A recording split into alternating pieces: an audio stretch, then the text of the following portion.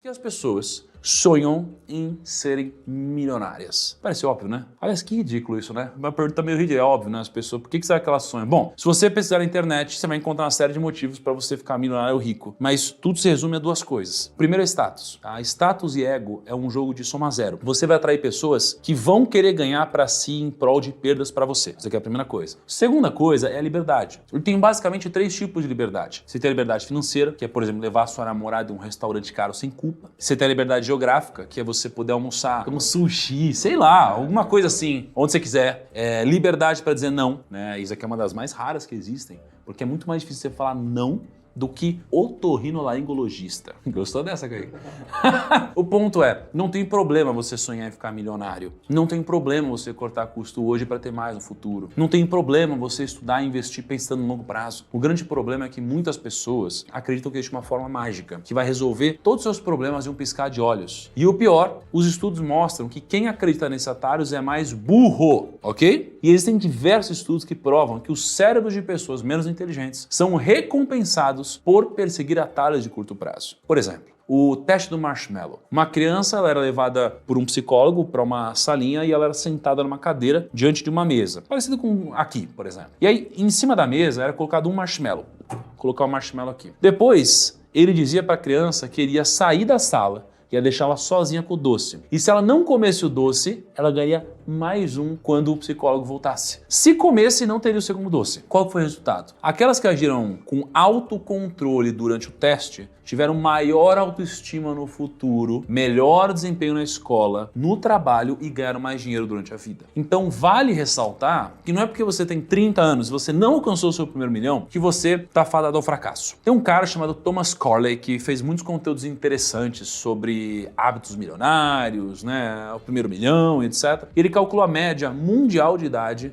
que os milionários ficaram milionários. E esse foi o resultado. 1% ficou milionário até os 40 anos. Só 1% de toda a população que ficou milionária antes dos 40. Então imagina, milionários já são poucos. Desses poucos, só 1% dos poucos ficaram milionários antes dos 40. Vai ser o seu caso, hein, Kaique? Vai ser o meu caso. Mas aí também é milionário em dólar. Em dólar, é verdade, tem isso também. 3% entre 40 e 45 anos. 16% entre 46 e 50 anos. 28% entre 51 e 55. 31%, ou seja, a maioria, entre 56 e 60. E 21% acima de 60 anos. Então, mais de 50% dos milionários não eram milionários até fazer 56 anos de idade. E você aí, com seus 20 anos, achando que você não tem chance. Calma lá. Olha o caso da evolução do patrimônio do Warren Buffett. Ele demorou 16 anos para chegar no primeiro milhão. Ele demorou mais de 16 anos para chegar aos 67 milhões. Ele demorou mais 16 anos para chegar na casa dos bilhões. Então eu tenho agora duas notícias, uma boa e uma ruim. Tá? Vai ser importante aqui pro vídeo. A má notícia é que você pode fazer tudo certo, sacrificar vários confortos presentes na sua vida e sem nenhuma garantia você pode demorar muito tempo para ficar rico financeiramente. Ou pode nem acontecer. A boa notícia é que por mais que não exista nenhuma garantia, se você está dormindo tarde e acordando cedo, uma hora é possível que a sorte ela bata na sua porta. Hoje no Brasil, 259 mil pessoas deram a sorte e são milionários. Os 10 países com mais milionários são Estados Unidos em primeiro com 18 milhões de milionários, China com 4,4 milhões de milionários, Japão com 3 milhões de milionários, Inglaterra com 2,4 milhões, Alemanha com 2,1 milhões de milionários, a França com 2 milhões, Itália com 1,4, Canadá com 1,3 milhões, Austrália com 1,1 milhão e a Espanha com 979 mil. E um pequeno disclaimer, é claro que várias dessas pessoas realmente deram sorte e elas se tornaram herdeiras. Mas olha esse dado da Forbes, que interessante. Em 2002, 52% dos bilionários globais da Forbes enriqueceram por esforço próprio. Em 2011, 69% dos bilionários globais da Forbes enriqueceram com esforço próprio. Em 2021, dos 493 novos membros da lista, 84% enriqueceram por esforço próprio. E por conta disso, eu resolvi perguntar para algumas pessoas o porquê elas acharam que eu me tornei milionário. Então, eu vou separar aqui as dicas que eu tenho para te dar e que fazem sentido na minha cabeça, fazem sentido em todos os estudos que eu fiz e fazem sentido em todas as pessoas que eu conheço que são milionárias e que são bilionárias. E eu conheço bastante gente assim, tanto no Brasil quanto fora do Brasil. E depois eu te compartilhar alguns temas interessantes que eu saí perguntando aqui pelo escritório, eu perguntei para amigos, perguntei para empreendedores, porque eles acham que eu consegui atingir esse resultado. E eu vou compartilhar com vocês alguns desses aprendizados aqui que eu tive. Chief. Vamos lá, 7 dicas, pelo menos, para você chegar ao primeiro milhão ou te ajudar na vida, tanto faz. Cara, eu não consigo entender. Eu boto um vídeo com dicas de como você atingir o primeiro milhão. As pessoas, elas acham que eu estou prometendo que elas vão chegar no primeiro milhão. Faz sentido isso na sua cabeça? É só um insight, amigão. São insights, cara. Assim, Correr atrás. Por que eu faço o que eu faço? Porque eu quero despertar em você novas perspectivas. É isso que eu quero fazer. Eu quero despertar em você um pensamento de segundo nível. Vamos lá, foca aqui. Qualquer idiota pode derrubar um celeiro, mas você precisa de um carpinteiro para construir um. E essa frase não é minha, ela é de um escritor e professor de Harvard chamado Steven Pinker. Eu concordo com cada palavra dela. Para você construir um celeiro, você vai precisar preparar a fundação, construir uma estrutura sólida. Você vai precisar de material, como madeira, prego, concreto. Você vai precisar de um projeto bem consolidado, vai precisar de licenças, vai precisar de um sistema de drenagem. Aí você precisa de gerenciamento e manutenção. Ou seja, é um trabalho animal. Não só para construir, mas para gerenciar tudo. Agora, se você quer derrubar um celeiro, basta você ter, sei lá, um isqueiro, gasolina, tacar fogo em tudo e, de certa forma, a mesma lógica se aplica com dinheiro. Torradinho é muito fácil. Qualquer idiota pode gastar R$1 milhão, mas nem todos têm a capacidade para fazer R$1 milhão. E dito isso, eu separei aqui, tá? 7 dicas, um pouquinho mais do que isso, e que não só vão te ajudar, como me ajudaram a chegar no meu resultado, e que talvez você já conheça, já tenham visto publicamente. Primeiro de tudo, efeito suco de laranja. Você precisa entender o efeito suco de laranja. Quando você vai no mercado comprar suco de laranja, sempre tem aquela opção de suco concentrado. Para você preparar o suco, você dilui o suco concentrado com água e talvez você até coloque um adoçante, né? E pronto. Tá legal, já dá para tomar. Mas o que acontece se você tomar até metade do suco e depois preencher com mais água? E depois tomar de novo até metade do suco e preencher com mais água? E aí você repete esse processo várias e várias vezes. A cada diluição, o sabor e a intensidade do suco de laranja, eles vão sendo gradualmente reduzidos. E com o nosso dinheiro funciona da mesma forma. Em 1994, R$1 milhão eram R$1 milhão. Em 95, R$1 milhão eram 1.361.000. Em 96, 1.563.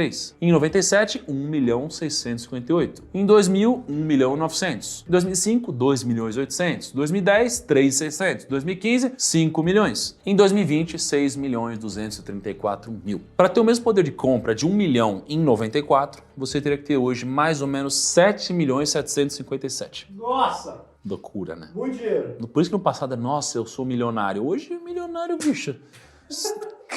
Então, o que teria acontecido se você tivesse investido 1 milhão no Tesouro Selic em 94? Em 94, R$1 milhão era 1 milhão, como eu falei. 1 milhão no Tesouro Selic em 95 era 1 milhão e 500. Em 96, 2 milhões e 150. Em 97, 2 milhões e 600. Em 2000, 5 milhões e 200. Em 2005, 12 milhões. Em 2010, 22 milhões. Em 2015, 36 milhões. Em 2020, 55 milhões. E em 2023, 69 milhões 350 mil reais. 1 milhão é uma marca que todos buscam. Mas projetar sem considerar a inflação é um erro. Ou seja, a primeira lição aqui para você se tornar milionário ou crescer financeiramente é entender que o dinheiro perde valor no tempo. Então você tem que parar de comprar besteira, coisa que dá prejuízo. E é o que todo mundo te recomenda aí. Ah, seja feliz, gasta no que você quiser. Não segue os conselhos, não. A maioria das pessoas dos conselhos são fracassadas. Pega e compra o que vai crescer, compra ativo. Compra o que vai fazer o seu dinheiro se valorizar. Porque dinheiro perde valor. O governo imprime dinheiro toda hora, o mundo imprime dinheiro, você tem cada vez mais dinheiro para a mesma quantidade de bens. Invista em valor. Segunda coisa, quite a matemática do intermediário. Eu te mostrei que a inflação corrói o poder de compra. Então, como se proteger da inflação? Comprando ativo, como eu falei, que repassam preços, ou seja, investindo. Logo, a primeira coisa que a gente deve fazer é investir, não necessariamente. Essa lógica tem um problema, a matemática do intermediário. A lógica da matemática do intermediário é a seguinte, a lógica do intermediário funciona com 3 pilares. Primeiro, você tem o poupador, que é aquele que deixa o dinheiro no banco. Aí 2, você tem o devedor, que é aquele que pega empréstimo no banco. E 3 é o intermediário, aquele que empresta. O intermediário financeiro é um banco. Todo banco faz uma matemática para ganhar dinheiro com uma coisa chamada de spread bancário. Ele pega dinheiro do poupador, empresta para o devedor, remunera o poupador e ganha a diferença. Tudo isso com um dinheiro que nem é dele. Hoje no Brasil, 78,3% das famílias estão endividadas. São os devedores. Essas famílias têm 2 opções: investir ou quitar as dívidas primeiro. Qual que é o problema? Os juros da dívida geralmente são muito maiores que os juros do investimento. Segundo o Banco Central, as instituições financeiras cobram em média 411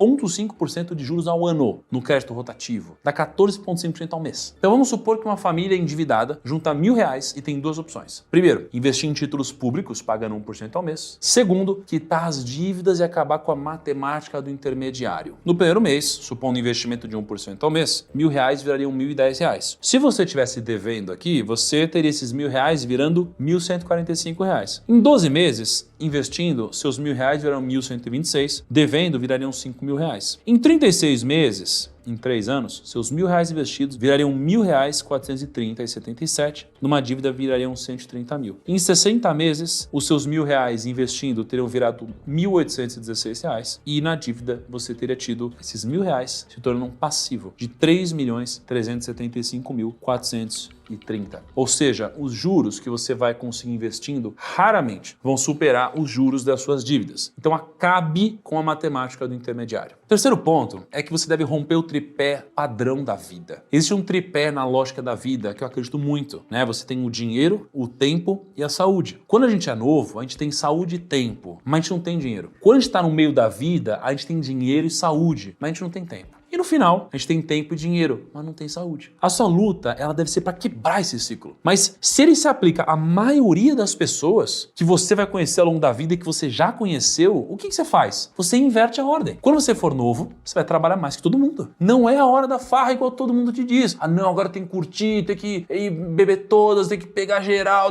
Não é a hora de fazer isso. Não é. A lógica dos juros compostos na vida funciona de uma forma perfeita e incrível. Se R$10 hoje, daqui a 30 anos, valem R$300.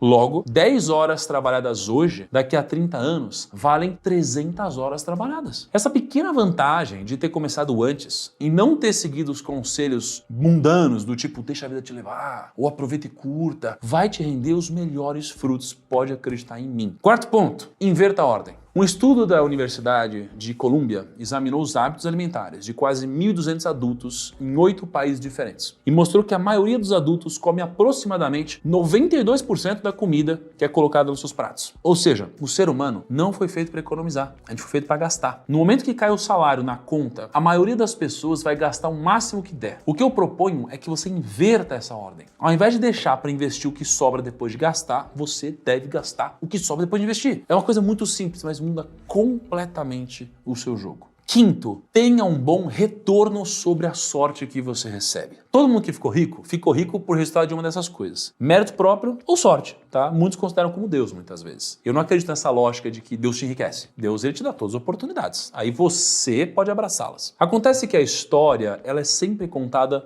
pelos vencedores. Os vencedores, eles odeiam dizer que eles tiveram sorte, mas muitas vezes eles tiveram. O Bill Gates, por exemplo, teria criado a Microsoft se a família e os professores não tivessem incentivado ele. Steve Jobs teria criado o iPhone se ele tivesse nascido na Zâmbia, não sei. Será que Warren Buffett teria construído o patrimônio dele com ações se ele tivesse nascido na época de Pedro Álvares Cabral? O ponto é, a maioria deles tiveram uma grande parcela de mérito próprio, mas todos também tiveram uma parcela de sorte. Então, como ter mais sorte? Simples. Com convexidade. A sorte premia posições convexas. As situações convexas são situações que você pode ganhar mais que perder. Só isso. Exemplos. Amostra grátis no shopping. Não te custa nada e você pode descobrir um dos produtos mais saborosos da sua vida. Ou não gostar do sabor. Primeiro encontro. Você vai perder no máximo 3 horas. Você pode ganhar uma esposa, marido e filhos. Ou você pode ter tido 3 horas agradáveis. Investir. O próprio investimento em ações é algo convexo. Você pode multiplicar seu capital por 10.000 vezes ou perder 100%. Então, se você eliminar o risco da ruína, de perder o 100% através da diversificação, você vai estar muito mais convexo do que antes. E assim em todas as áreas da nossa vida. Investimento ou não. Só que ser sortudo nunca vai ser o suficiente. A gente só consegue o melhor da sorte quando a gente permanece em posições convexas. Se a gente não tiver em uma boa posição para aproveitar da sorte ao máximo, a gente sempre vai deixar dinheiro na mesa. Então pensa que, assim como Bill Gates nasceu onde nasceu, outras pessoas também nasceram da mesma forma, tiveram as mesmas oportunidades que ele e não chegaram no resultado dele. Por quê? Porque ele teve o maior retorno sobre a sorte. Então a sorte, ela vai com certeza cumprir um papel importante na sua vida, mas não é isso que vai definir